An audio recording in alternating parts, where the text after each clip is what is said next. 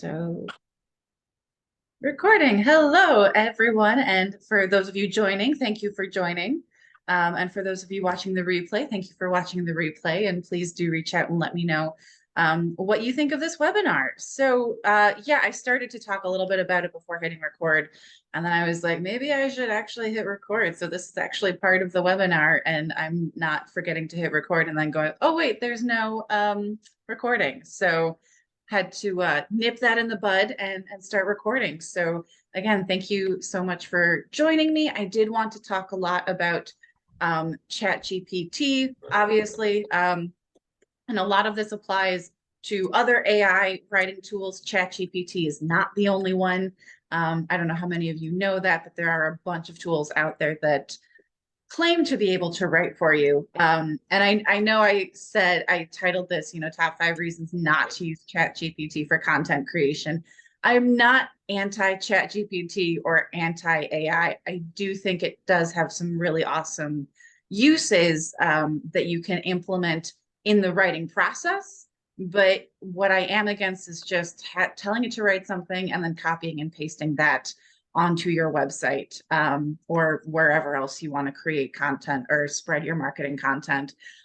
Just because there are some really, there are some really serious consequences potentially and some not so serious consequences potentially. The biggest one I always worry about is plagiarism, because the way AI works is that it scrapes the internet for content related to the topic you want to talk about, and it just kind of repurposes that content for you and says, here you go. And if you don't do anything to change that content, if you just copy and paste it, you're not quite copying and pasting from someone else's website onto your own website, but you might run into an issue where your content is similar enough to someone else's content where you might run into issues of plagiarism. There are people who use tools to see if the content is duplicate, if it's showing up elsewhere on the internet, and then you can run into issues there. You're probably not going to get sued because honestly, it's not worth it to file a lawsuit. You will get a cease and desist.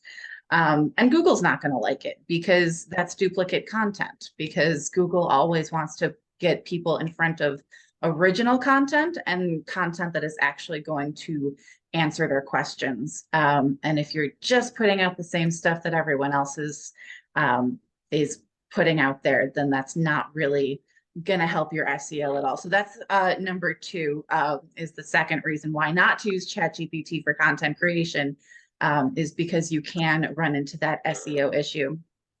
Google started out by saying it was going to downgrade AI content, but at the same time, Google was investing really heavily in AI, and now they have Bard, which is their version of ChatGPT. So it's not like I was always taking that with a big grain of salt. And then sure enough, Google came out not too long ago and was like, well, we're not like totally against AI written content. We just have to make sure that it's actually going to be useful content, which is what Google has always been about. It's all about helping people find the content that's actually answering their questions. So I always think that if you're doing that for your audience, at the end of the day, Google will figure out a way to get you in front of your target audience if you're consistent about it. So that is the other thing. So SEO, it could hurt your SEO.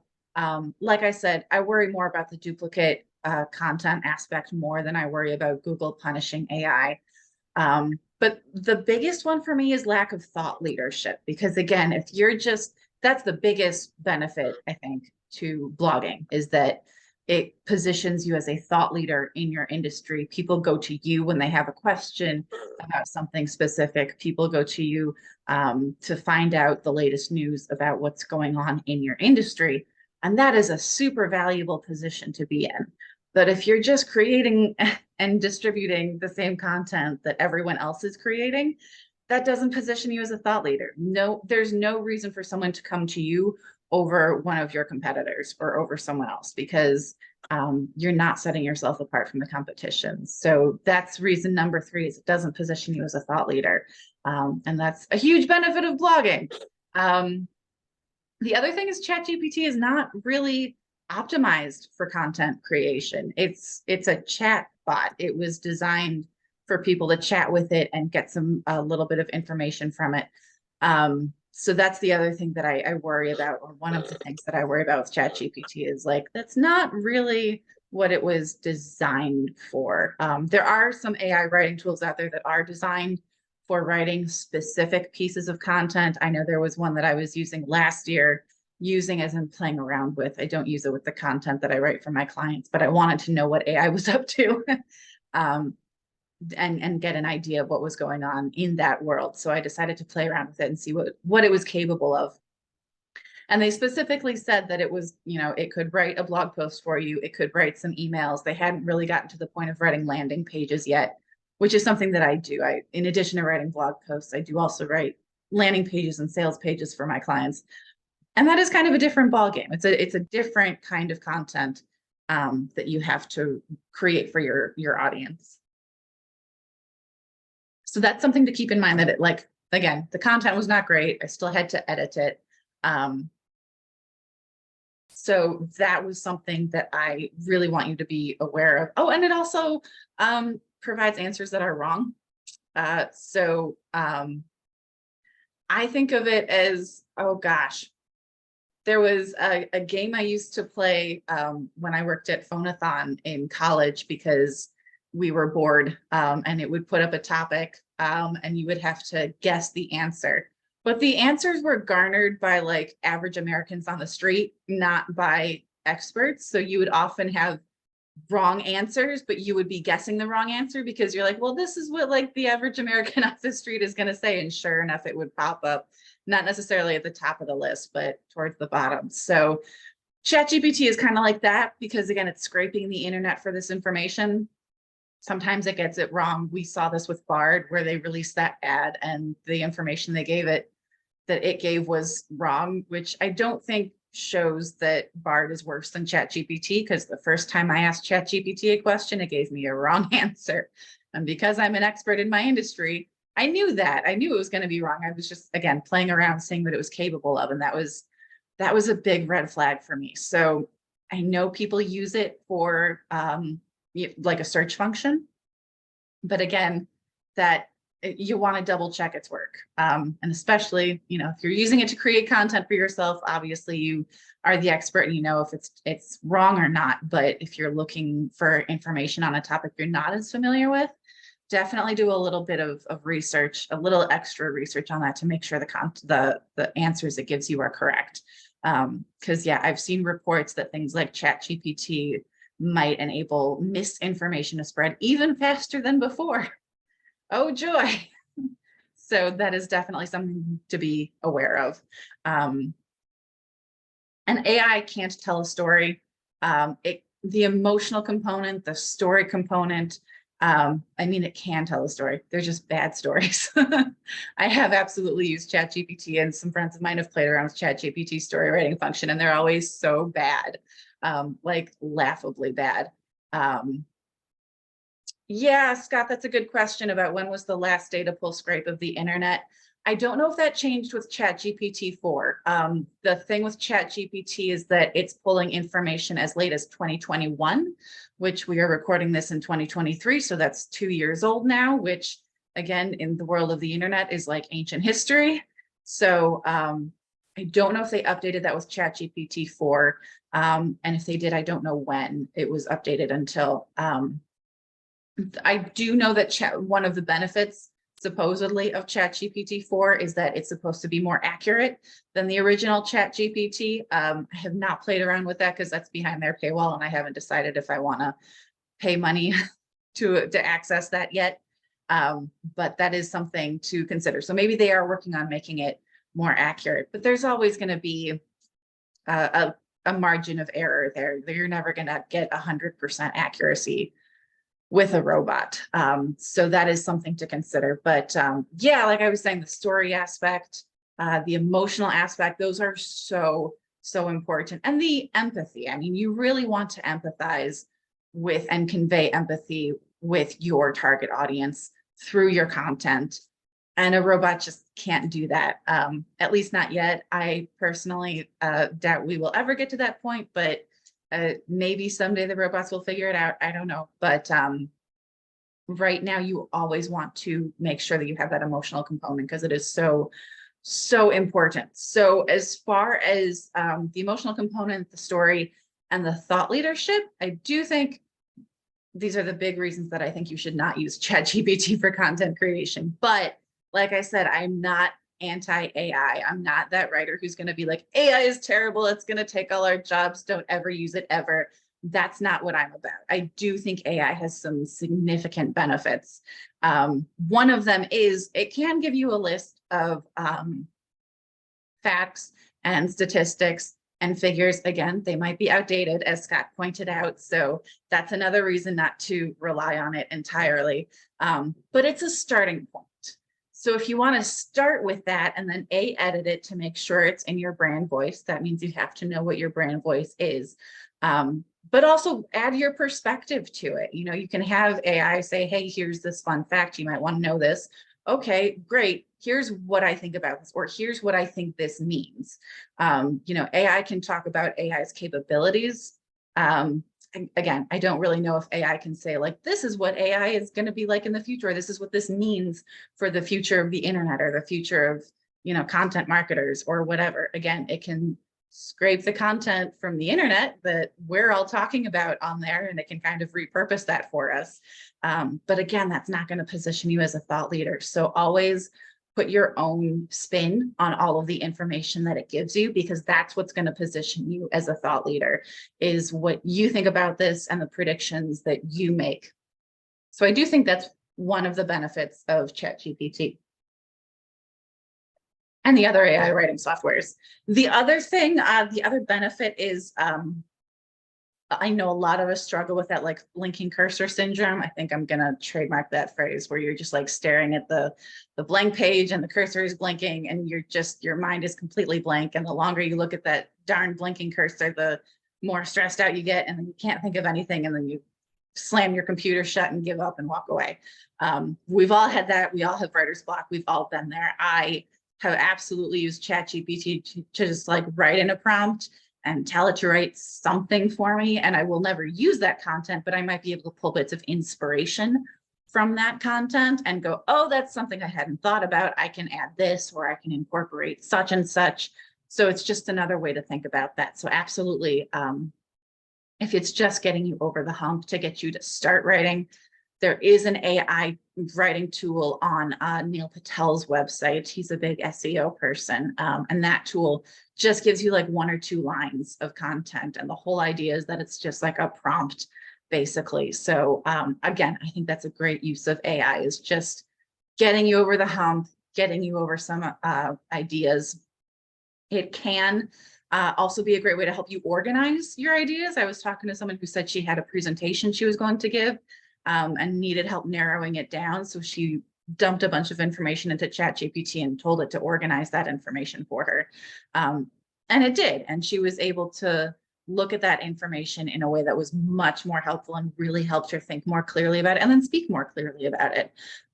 So that's a benefit of AI. Another one is seeing if you missed anything. So when it comes to blogging, obviously you're the expert and you know everything there is to know on the topic you're writing about.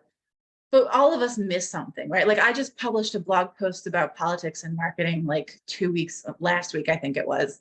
And then I was listening to an audiobook talking about content marketing, and they talked about an aspect of that that I hadn't even thought of. And I still have to go back and add that to that blog post, right? It's like, oh, that's right. There's something out there that is relevant to what I was just talking about that I completely forgot about. And now I have to add that in there. ChatGPT can be a great way to get some of that information if you just ask it some questions, and if you let it generate some answers for you, you might find some stuff that you had missed or that you hadn't thought about initially. I always do a Google search and go through some of the most, if not all of the links on that first page of Google, right? So that's something you can do as well. But ChatGPT, again, it's not going to be comprehensive, but it can be a quick way to get some of that information that you might have missed, that you hadn't thought about putting on there. So yeah, take the information it gives you, edit it for your voice, organize your thoughts, getting past blinking cursor syndrome. The one thing, please, please, please don't ever use ChatGPT for topic ideas, or certainly not keyword research. I see a lot of this online where people are using ChatGPT for this. Again, there's getting over the blinking cursor syndrome. I get that. I'm all for that. But if you don't even have a starting point of what you're gonna what topic you're gonna cover, if you ask ChatGPT to do that for you, it's just going to tell you what most people are talking about in that industry or around those topics, and that gets you back to you're just creating more echoes in the echo chamber. You're not actually doing anything to set yourself apart from the competition or position you as a thought leader. And as far as ranking, you're not going to rank because it's the internet is already so full of that information that you're going to be competing with a bunch of other websites for those keywords, and you're not going to stand a chance. So when I come up with topic research, I always do my keyword research before I start writing anything, to make sure that not only is there a search volume, as in people are actually searching for this, but also making sure that it's not super competitive, that the SEO difficulty or the keyword difficulty score is low enough that I actually have a chance of ranking for that particular keyword. So you always want to look at those two factors. ChatGPT does not look at those factors. It only looks at like what's out there on the internet that people are talking about. So you might end up with a whole bunch of keywords that ChatGPT can give you that no one is searching for, that a whole bunch of other people are using and no one is searching for. It's like the worst of both worlds, right? That's how you end up on page like 3,000 of Google. So please do not use it as a keyword research tool. Again, once you have an idea of what you're going to write about, absolutely recommend using ChatGPT to, or again, any other AI writing tool to go over all of that, and help you get over that hump so that you can get to the next step of writing it. But always have that human element. Even if you do tell it to write something for you, like, and you just want to edit it afterwards. I know for myself, I write super fast. So by the time I get done editing it and adding the keywords and rewriting sections, I could have done it faster from scratch, but that's me. I know I write super fast. That's not everyone. But you never just want to copy and paste from ChatGPT or any other AI writing tool. I've used a few other AI writing tools out there, and it all comes down to the same thing. It's like, it's a good starting point, but it just gives you something to work with. And by the way, going back to the plagiarism aspect, so I know we have talked a lot about the fact that there are AI writing checkers out there that can check to see if your content was AI written. But there are also Copy Sentry is a tool that I've used, and I know my clients have used to check my work to make sure that it's original. Because again, if your content is not original, not going to rank on Google. So, or it will be fighting other pieces of content that look way too similar to that. So people might be using those checkers to make sure that your content is original and not written by AI. And finally, I saw a blog post just the other day, I think it was, that had a little disclaimer at the top that was like, by the way, this piece is 100% human written and not AI written at all. And I was like, is that a thing? Is that something I need to start putting at the top of my blog post? Should I tell my clients to put it at the top of their blog post? It's part of this strange new world we're living in. So those are certainly my top thoughts on ChatGPT. That's really everything I wanted to tell you guys as far as disclaimers about what to do, what not to do. And now I know we all have questions about AI. So if you guys want to unmute or put something in the chat, if you have any specific questions about ChatGPT or again, any other AI content generator, I'd love to hear what you guys are thinking about all this.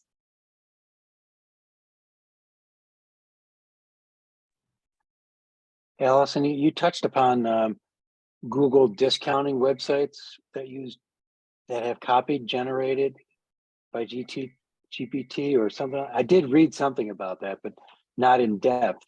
And do you have more information on if somebody takes in part or takes a whole paragraphs of stuff from an AI and Google will discount it or not discount it, or Yeah, only if it's their own? Yeah, right. Google has kind of changed their position on that because they started out saying AI content will be discounted.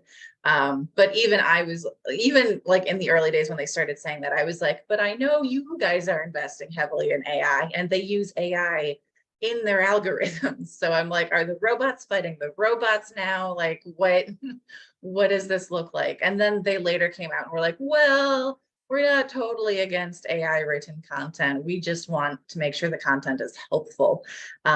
So yeah, as I think your biggest danger in terms of SEO is the fact that you are going to use that content. If you're just copying and pasting and you're not putting your own spin on it, you are creating content that's already out there on the internet, which could lead to that duplicate content aspect, which is going to be a problem. Did I answer your question? Is that? Yeah, I did. Yeah. Okay, cool. Rhonda, you were next. I had kind of a corollary question, like, what do you feel like the weight is that's being given to discounting what they're, what they're seeing as duplicate? So you kind of answered that.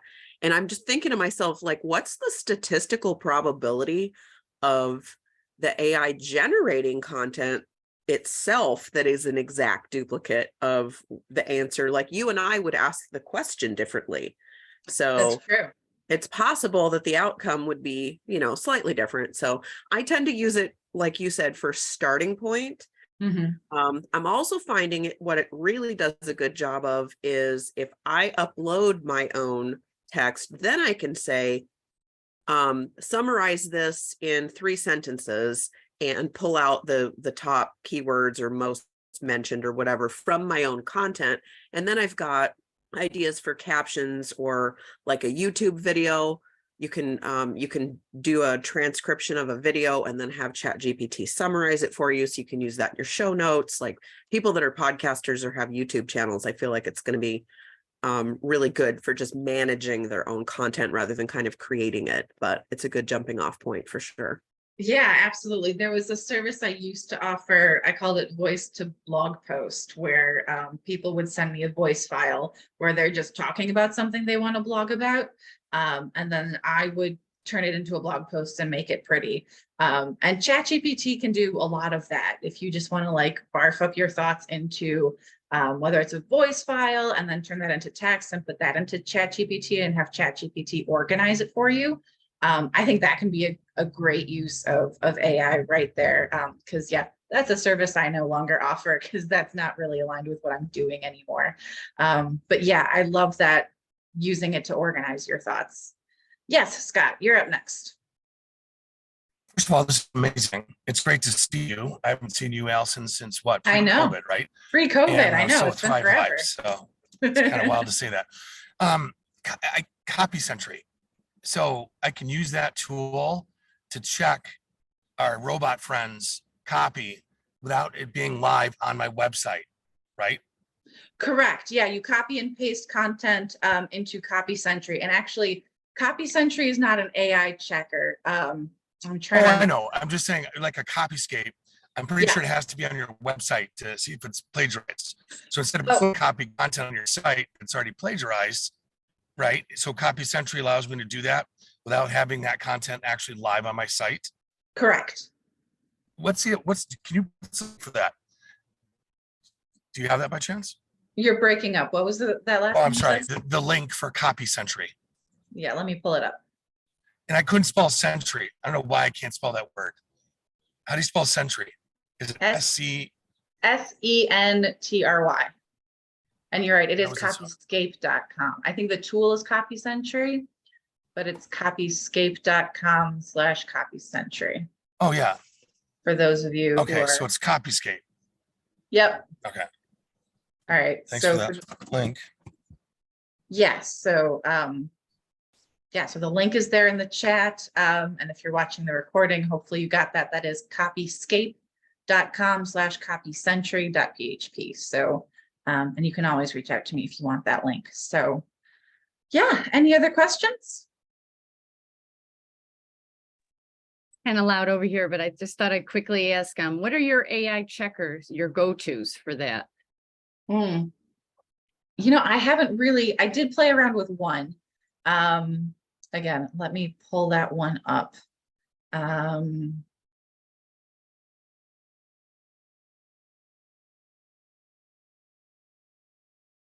GPT-0 is what it's called. So again, if you're watching the recording and can't get the link that I'm putting in the chat, it is just GPT-0 And I'm putting that in the chat for those of you who are still here. Thank you. You are welcome. Any other questions? All right. Well, thank you so much for attending my webinar. Thank you for those of you watching the recording. And if you need any help with your content creation, your marketing strategy, your brand voice, please don't hesitate to reach out. I help people with all of that. Otherwise, have a great week and happy blogging, everyone. Thank you.